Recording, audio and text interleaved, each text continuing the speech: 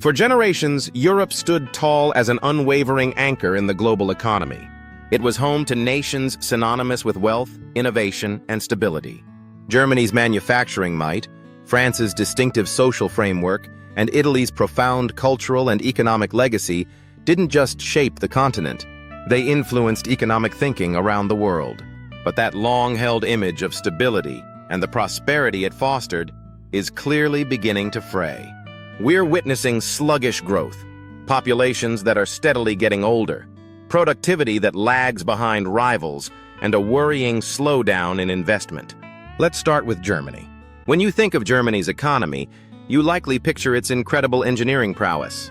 Beyond the famous cars, which surprisingly represent a smaller portion of their manufacturing output and exports than you might think, Germany has built its reputation on being a world leader in a vast range of highly engineered goods. From sophisticated aircraft components and vital medical devices to the complex centrifuges used in nuclear energy production, if something needs to be manufactured with extreme precision and quality, chances are there's been a German factory making it. Or at least there was. A significant list of challenges, both from within Germany and from the global stage, are now putting immense pressure on German industry. So much so that many economists and commentators are predicting that the country could actually lose its long-standing industrial dominance entirely. That's a bold prediction, and if it comes true, it would signal a massive shift, not just for Germany, but for regional and even global trade dynamics. But here's the interesting twist. Even if that shift happens, it might not be the doomsday scenario for the world's third-largest economy that it initially sounds like. To understand why, we need to ask, why are these predictions about the end of German industrial dominance emerging now? And how could this potentially challenging transformation actually turn into a positive outcome for Germany in the long run? As the world has become increasingly interconnected through global trade, there's been a natural tendency for countries to specialize in what they do best, leveraging what economists call comparative advantage. Think of it like a group of skilled artisans in a town. The baker focuses on bread, the carpenter builds furniture, and the tailor makes clothes. They trade their specialized goods, and everyone benefits more than if each person tried to do everything themselves. On a national scale, a country like China, with its enormous population and developing industrial capabilities, coupled with a government system that has historically supported rapid expansion, has become a global hub for manufacturing at a lower cost. Conversely, Singapore, with its tiny landmass and population but strategically located on major trade routes and boasting a stable political system, has become a key center for business, finance, and logistics. These nations lean into their strengths. Singapore simply doesn't have the land or workforce to compete with China's manufacturing scale. Similarly, without fundamental changes, international businesses might hesitate to base large operations in China due to perceived political risks. So, China has a comparative advantage in producing basic manufactured goods, while Singapore excels in financial services and serving as a vital trade hub. As long as countries generally cooperate, this specialization works well.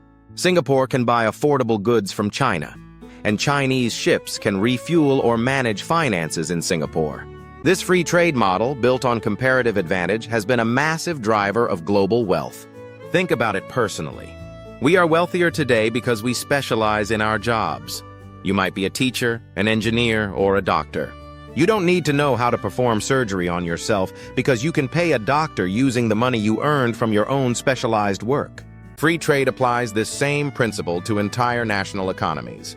However, while specialization is powerful, it comes with unique challenges at the national level that don't exist for individuals within a stable country. If you have a dispute with someone in your town, there are laws and institutions to resolve it. On the global stage, that framework is much weaker. Organizations like the World Trade Organization and the UN can mediate. But if a nation decides to abruptly cut off trade, short of conflict, options are limited. This brings us back to Germany. Its unique advantage lies in its highly skilled workforce, particularly in engineering and manufacturing, and its central geographic position in Europe. For decades, Germany benefited immensely from globalization, importing cheap energy and raw materials, sending its high-value manufactured goods around the world, and leveraging its position within the EU.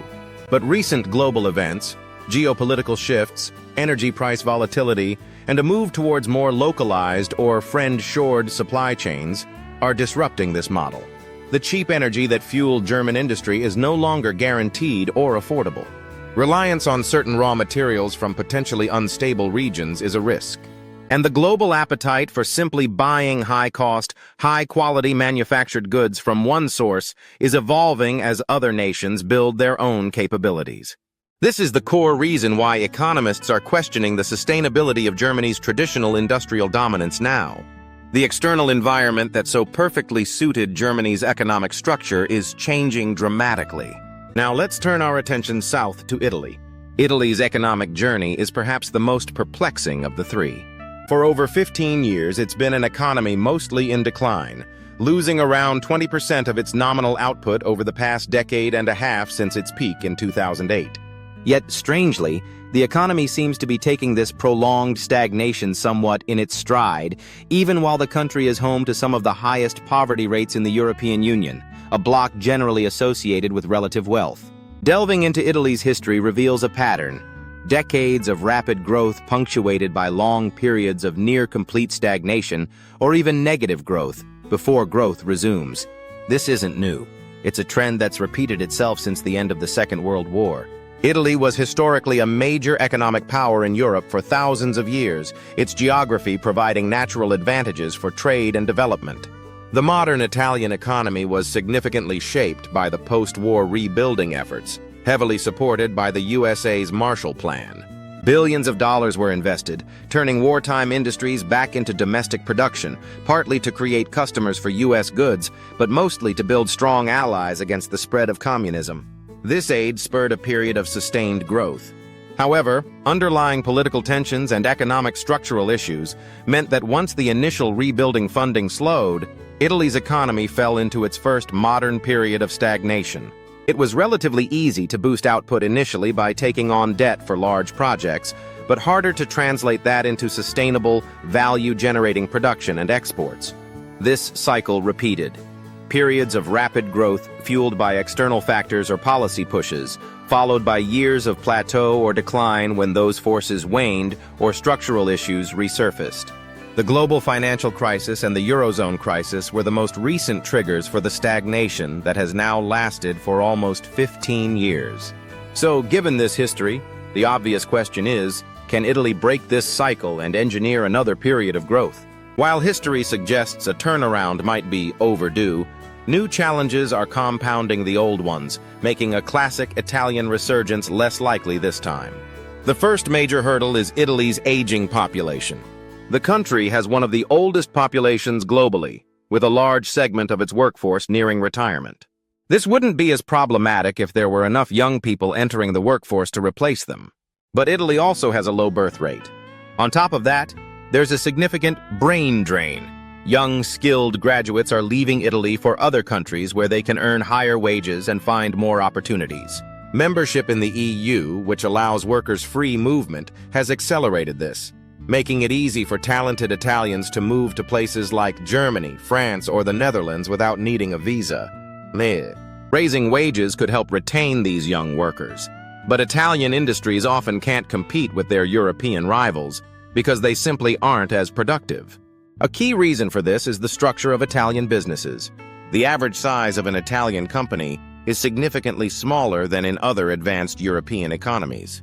Italy averages around 3.6 workers per company, compared to about 15 in Western Europe, roughly 4 times as many workers per organization elsewhere. In modern industrial economies, size often matters. Larger companies can specialize more, invest more efficiently, and adopt technology more readily. Think about building cars.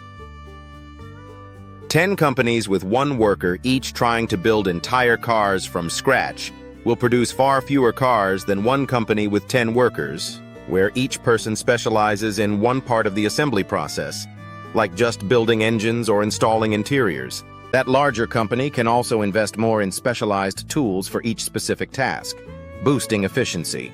Beyond tools, Italian firms have also lagged significantly in adopting technology, like computers and automation. One accountant using spreadsheet software can do the work of many using older methods. While Italy's smaller, often family-run firms have retained a focus on quality and artisanal craftsmanship, which benefits certain niche industries like high-end fashion or tourism, they've collectively fallen behind in the widespread technological adoption that drives productivity in many advanced sectors. Their reliance on traditional industries, while maintaining a certain reputation, doesn't fully compensate for the lack of broad technological integration needed to compete on a global scale today. Finally, let's turn to France, a nation grappling with the tension between its deeply ingrained social model and the demands of modern global competitiveness. France has historically pursued a path different from Germany's industrial focus or Italy's historical cycles. Following World War II, France embarked on a modernization strategy emphasizing state planning and large national champions, an approach sometimes called dirigisme. This led to significant state ownership in key industries. While this system aimed to ensure national control and provide high levels of employment and social protection, it also led to inefficiencies. State-owned enterprises, while providing stability, didn't always face the same pressure for productivity and innovation as purely market-driven companies. In isolation, one could argue that prioritizing public services and living standards over absolute efficiency is a valid national choice. The issue arises because France does not exist in isolation. It's deeply intertwined with the global economy. One consequence of a large state sector focused on maintaining high employment was upward pressure on wages and, consequently, inflation. Economists talk about a natural rate of unemployment, a level around 2 to 3% in advanced economies where the labor market is functioning without causing excessive inflation. When unemployment falls significantly below this level, companies find it hard to hire, forcing them to offer higher wages to attract workers. To maintain profits, they raise prices. Workers then demand even higher wages to keep up with rising prices, creating a wage price spiral. This cycle is made worse if wage increases aren't matched by improvements in productivity, if workers are getting paid more but aren't producing more output per hour. Historically, France experienced this during periods of heavy dirigism. While the government has pulled back significantly since the 1980s, the legacy remains. Today, France faces a reality where its workforce expects a high standard of living, generous benefits like early retirement ages and extensive worker protections. A standard that, arguably, the country's current productivity levels struggle to fully support in a competitive global market. Compounding this is the aging population, similar to Italy, meaning a smaller generation of younger workers needs to support a growing number of retirees expecting substantial pensions and health care. The government faces a dilemma. Maintaining the high social spending requires high taxes, which can encourage skilled young workers to leave for countries with lower tax burdens and potentially higher net incomes. France already has one of the highest rates of brain drain among advanced economies. Conversely, cutting back on social protections and introducing more competition could alienate the population who have come to expect these benefits, potentially leading to social unrest, and also removing a key reason why some workers might choose to stay in France despite better financial offers elsewhere. France is slowly adapting its economy to become more competitive, but these changes are often met with resistance, highlighting the difficulty in balancing long-standing social expectations with new economic realities. Germany, Italy, and France. Together, these three nations make up over half of the entire European Union's economy. Their individual struggles aren't just isolated national issues. They represent systemic challenges facing large, advanced economies in the 21st century. Aging workforces, slowing productivity growth, and political difficulties in implementing reforms are common threads running through their stories, even though each country has its unique historical and structural context. The common message is clear. Europe is entering an era where economic growth can no longer be taken for granted. These were the powerhouses that helped write the script for modern prosperity. Now they are demonstrating what happens when established systems, designed for a different era, collide with the new realities of a faster, more interconnected, and more competitive global environment. The fundamental question for these nations, and arguably for Europe as a whole, is who can adapt successfully? embracing necessary structural changes and finding new sources of dynamism, and who will continue to navigate the challenging waters of stagnation. The outcomes of their individual journeys will not only define their own futures, but also significantly shape the economic trajectory of the entire continent. What do you think are the biggest hurdles facing Europe's major economies? Let us know in the comments below. And if you found this analysis insightful, please hit that like button and subscribe to EconoSphere for more deep dives into the forces shaping our global economy. Thanks for watching.